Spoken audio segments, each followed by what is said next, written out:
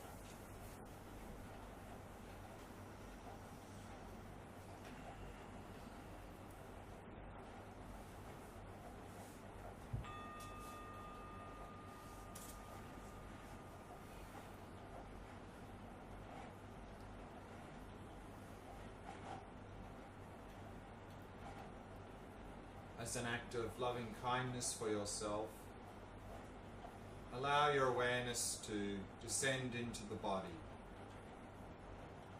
simply becoming aware of sensations throughout the body.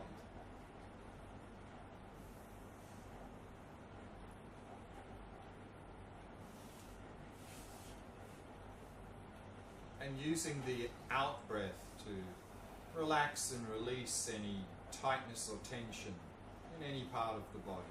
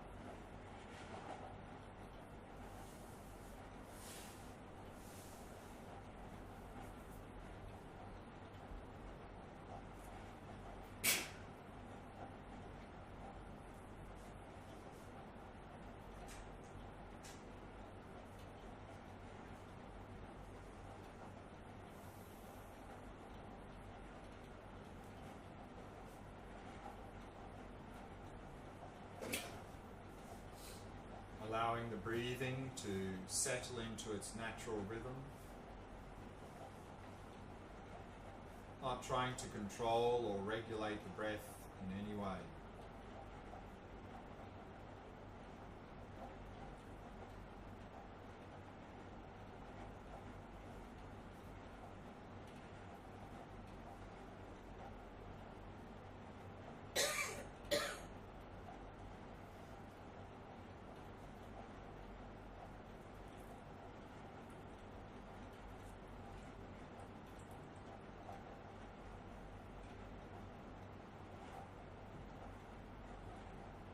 Relaxing more deeply with each out breath.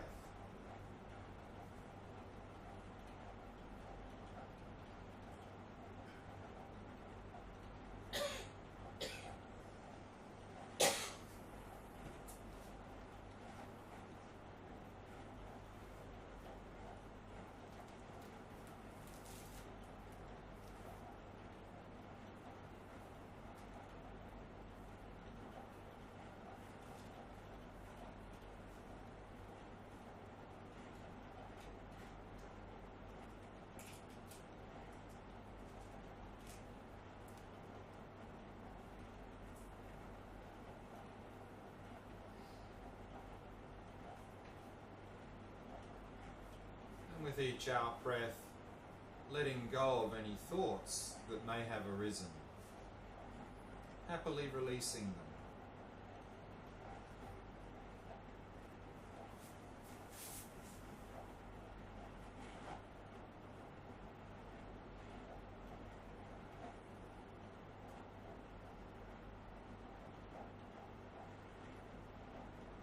Simply allowing the mind to come to rest in the present moment.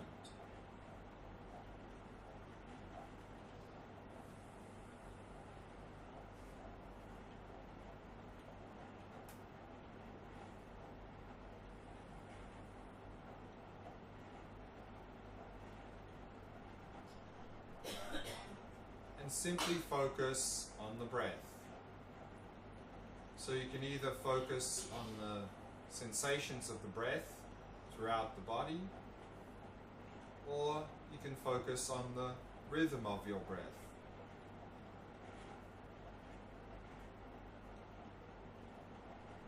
Without modifying the breathing in any way.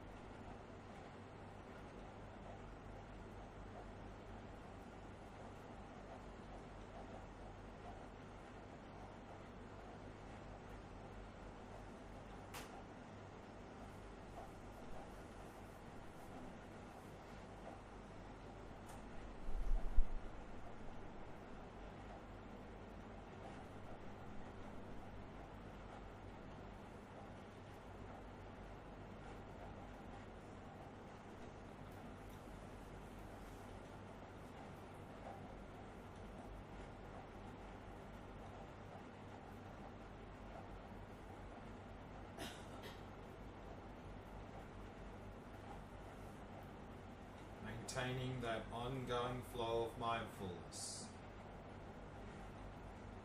Mindfulness of the breath throughout the entire cycle of each in and out breath.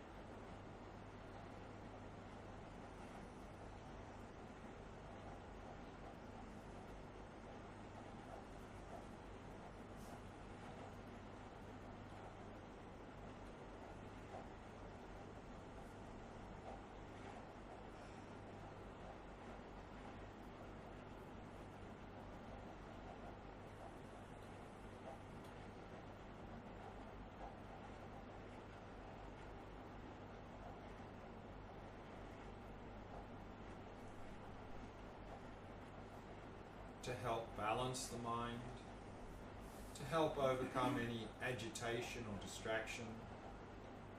We can use each out-breath as an opportunity to relax and to release any agitation or distraction.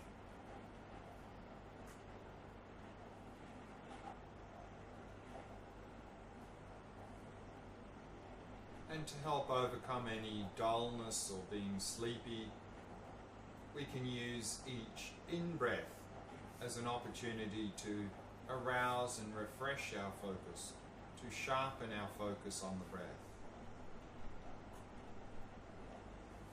So relaxing and releasing on the out-breath, sharpening the focus on the in-breath.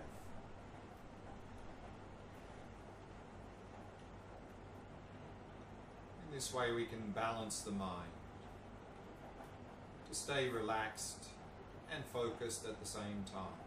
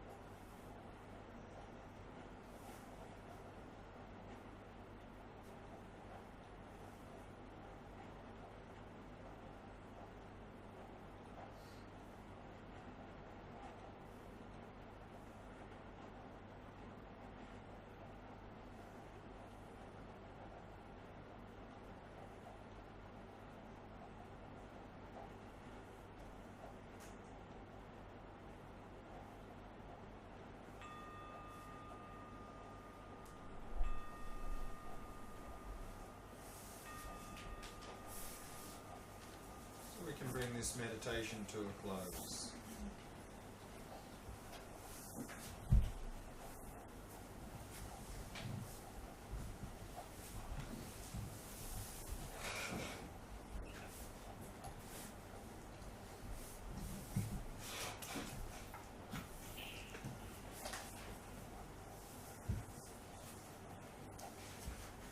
Let's begin with a short review of some of the points we covered yesterday evening before we move on. So this is a mindfulness retreat. The word mindfulness here is coming from the Sanskrit word smrti or the Pali word sati. And both of those words literally mean memory, to remember. So mindfulness is simply our ability to remember the object, or in other words, our ability to hold or focus on an object without becoming distracted. So in Buddhism it's defined as the faculty of sustaining voluntary attention continuously upon a familiar object without forgetfulness or distraction. And so when we talk about mindfulness practice, we can talk about at least two types or two aspects of mindfulness practice. One, of course, is cultivating mindfulness, meaning strengthening mindfulness, or in other words, improving our attention skills or developing concentration. So in Buddhism, this is often called shamatha practice. Shamatha is a Sanskrit word. Divide that into two parts. Shama means calm. Ta means to remain or abide. So shamatha is what's called calm, abiding practice.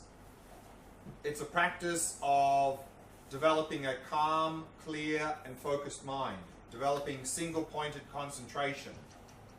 And so that is the main aspect of mindfulness practice that we're working on in this retreat, is mainly to develop that single-pointed concentration, to develop our attention skills.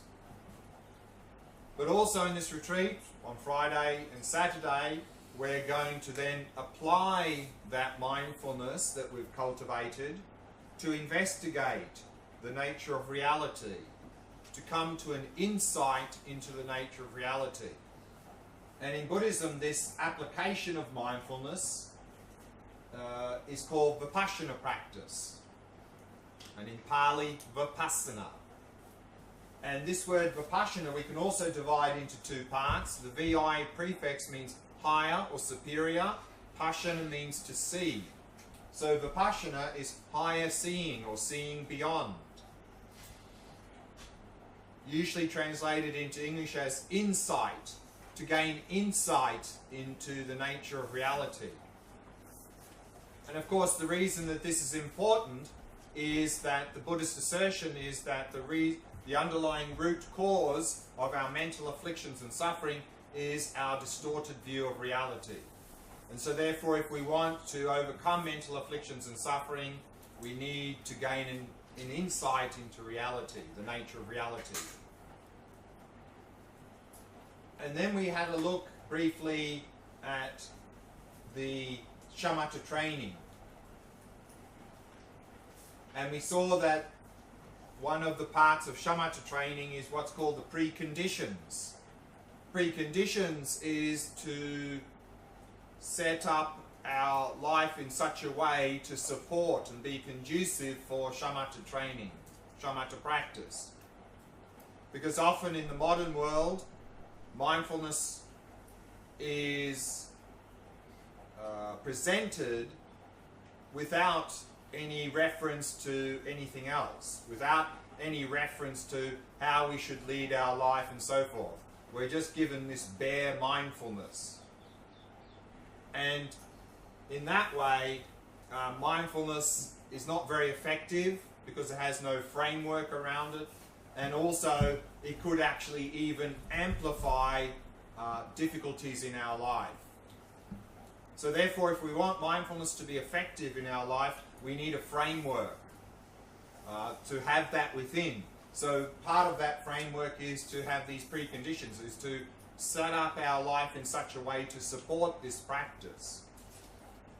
And then the actual practice of shamatha, as with any practice, has two parts: meditation and integration, or daily life. So if we want any practice to progress and develop, we need to meditate, to internalize, but then also we need to integrate into daily life. So of course we're mainly in this retreat talking about the meditation practice, how to meditate to do this mindfulness practice of shamatha. But also important, we're going to look at, particularly on Saturday afternoon, integration, how we can integrate this into our daily life. And the meditation practice, of course, we saw there are two parts to meditation practice: preparation and then the actual meditation. So it's important at the beginning of every meditation session to prepare ourselves well. And we saw there the preparation is to prepare the body, speech and mind. So body, of course, is to set up a good posture, back straight, body relaxed, so we can sort of forget about the body, that it doesn't create any problems in our meditation practice. Preparing the speech was to let go of any negativity, agitation we may bring into the meditation. And preparing the mind, bring the mind into the present moment and set a good motivation. And so we're going to now look a little bit more at the actual meditation practice. But then, of course, also with shamatha training, like any practice, it's good to know, have a method of judging or evaluating whether our practice is moving forward, it's going in the right direction or not. So we're going to look at the stages of progress in the shamatha practice. So then the actual meditation practice, we're going to look at a number of things here.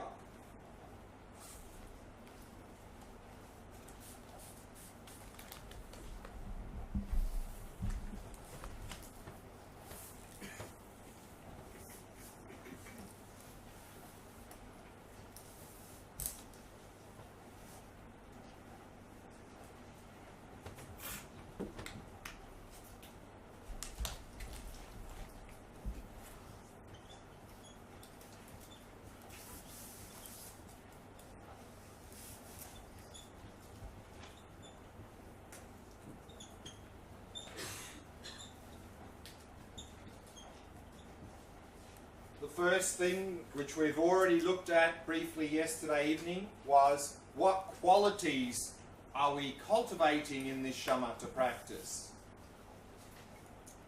And we saw there that generally in the meditation text they talk about two qualities. That we need to develop stability, i.e. a stable mind, to be able to focus on an object without becoming distracted.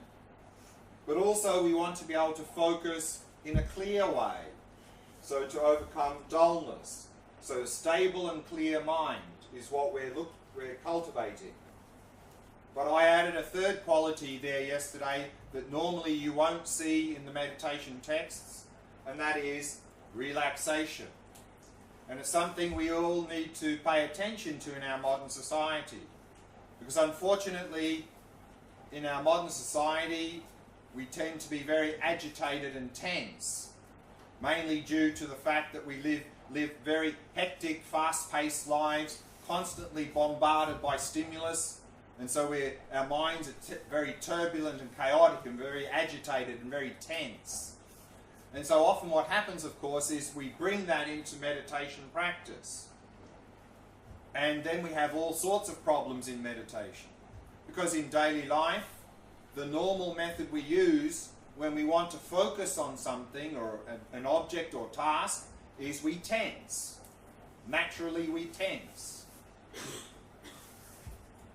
And unfortunately that sort of works a little bit. With tension we can focus a bit better.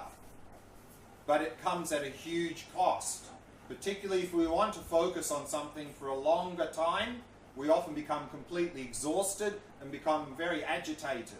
So this is not the approach we want to use here in shamatha meditation, or in fact in any meditation. So the first thing we really need to do here is we need to learn to relax, to overcome this tension.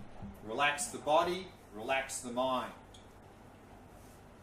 And to really highlight the importance of relaxation, I'd like to read a little bit from a book called Attention Revolution by Alan Wallace. It's a book about this shamatha practice. Very good book. Describes the practice very well. So he says the following here, and this is on page 16 of the book. He says, "Thus our practice of mindfulness of breathing consists of prolonging our awareness of our breath. While this requires an alert mind, such concentration should not be tense, but rather balanced. When we discover that we have become distracted from the meditation object, it may feel natural to clamp down more forcefully, tightly concentrating the mind. You can see this in the facial expressions of people who try to concentrate in this way. Their lips become pursed, their eyebrows draw together, and their foreheads become furled with wrinkles. They're becoming concentrated, but like orange juice, most of the fluidity is being drained from their minds. If you want to concentrate for a short time and don't mind the side effects of tension and fatigue, you can follow the above strategy. But if you want to follow the path of shamatha, you'll need an alternative. I had to discover this fact through experience. During my first extended shamatha retreat, I was filled with enthusiasm. I wanted to take full advantage of the rare opportunity that was before me, for I was meditating in India under the guidance of the Dalai Lama. So if any of you have been to Dharamsala, up behind the Dharamsala on the hill, there's some little meditation huts on the hill. That's where he was meditating. I had no financial worries and my material needs were easily met. All I had to do was to put the instructions into practice. I threw myself into this training with all my might. Each morning, I would rise at 3:30, except once I slept in until 3:45 and got upset with myself for slacking off. Enthusiastic I was, but so uptight.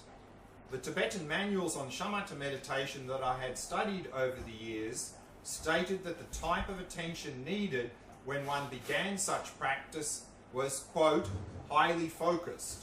So I tried as hard as I could to keep my mind from wandering. Within a matter of a few weeks, devoting many hours each day to meditation, I could sustain my attention on my chosen object for up to half an hour. I was elated by making such fast progress. As the weeks went by, however, I found myself becoming more and more fatigued. I was draining myself both physically and mentally. My joy in the practice was diminishing accordingly, and I felt my attention was not developing any further. What was wrong? I was trying too hard. The cultivation of shamatha involves balancing the mind, and that includes balancing the effort exerted in the practice with relaxation. I think this points to a cultural difference between traditional Tibetans living in the highlands of Tibet and modern people leading fast-paced lives. Their senses constantly bombarded by telephones, email, the media, and noise. Years of such existence conditioned the nervous system and mind in ways that might have been considered torture in rural Tibet. One traditional Tibetan doctor whom I know once commented on people living in the West. So now he's quoting the Tibetan doctor who says, "From the perspective of Tibetan medicine, you are all suffering from nervous disorders. But given how ill you are coping remarkably well."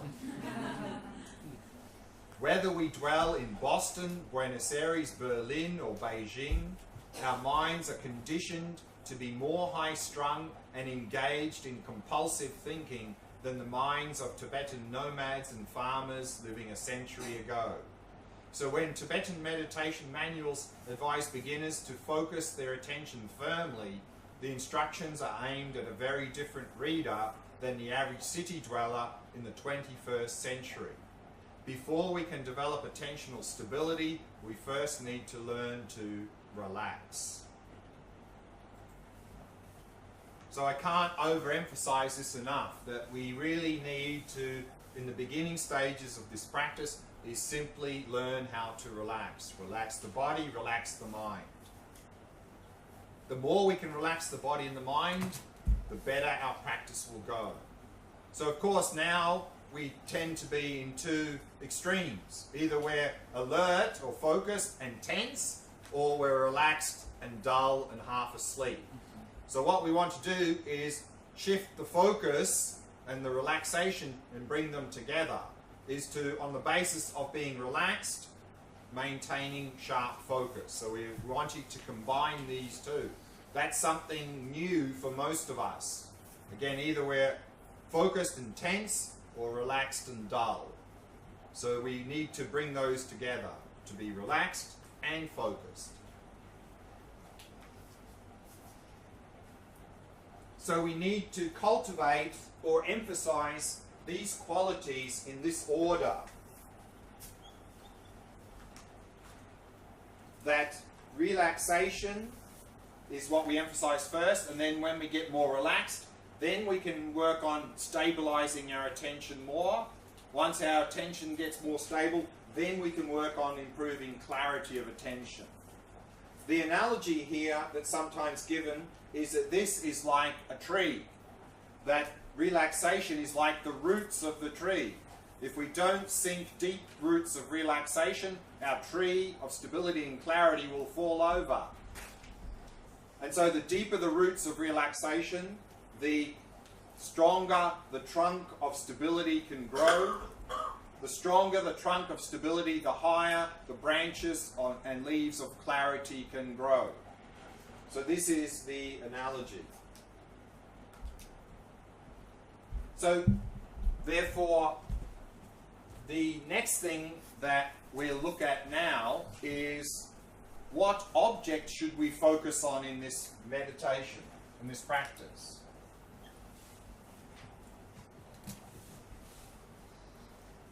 Because we're developing single point of concentration. We pick an object and we focus on it. What should we focus on? The general recommendation for this is use the object that works best for you. For most of us, particularly in the modern society, probably the best object is going to be the breath.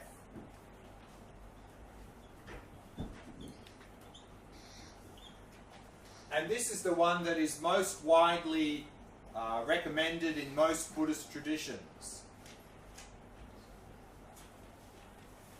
And often you'll see in the meditation texts, it often says something like, if you're the sort of person who is highly discursive, i.e. thinking, then definitely the best object for you is the breath. So I think that accounts for about 95% of the modern day population. We're all living in the head, constantly thinking, even to the point of obsessive compulsive thinking. So by focusing on the breath, we get out of our obsessive compulsive thinking and into the body. So this is a good start. And most of our thinking is about the past and the future. And the Buddhist assertion, and modern studies are showing the same result, is that if we live in the past and the future, this is a source of a lot of unhappiness. So we need to bring the mind into the present moment. The physical sensations of the breath only happen in the present moment. So by focusing on them, we get out of the past and the future into the present moment. So probably for most of us, or at least many of us here, the breath will probably be the best object to focus on. Within the breath practice, there are a number of variations. One that we've already looked at is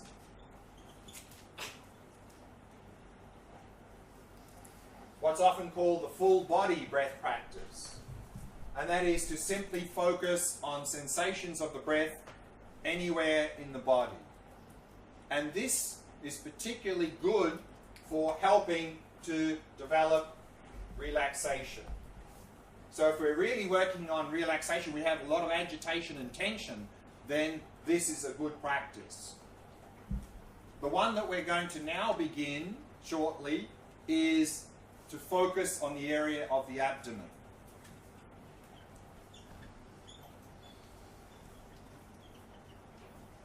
This is very much emphasized in many Buddhist traditions, particularly the Theravada traditions. And we're bringing the attention down here, and because it's a fairly large area of focus, we're focusing on the rising and lowering of the abdomen. This is particularly useful for helping to develop stability of attention. And then this afternoon, we're going to move to another variation of the breath practice.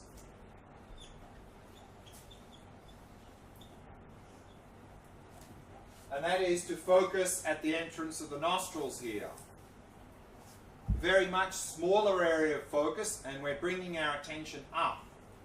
So because of that, the focusing at the nostrils is particularly good for improving clarity of attention. So this is what we're working with today, is the breath, and we're working through each one of those variations. Tomorrow we're going to work with another object, and that is the mind. To focus on our own mind. Many of you will probably find that much more challenging than focusing on the breath, for two reasons. One is the mind is much more subtle than sensations of the breath. It's a more subtle object. And secondly, we're not really in the habit of observing our mind. We don't have that habit. Our habit, of course, is if something comes up in our mind, a thought, emotion, a memory or something, we latch onto it and off we go.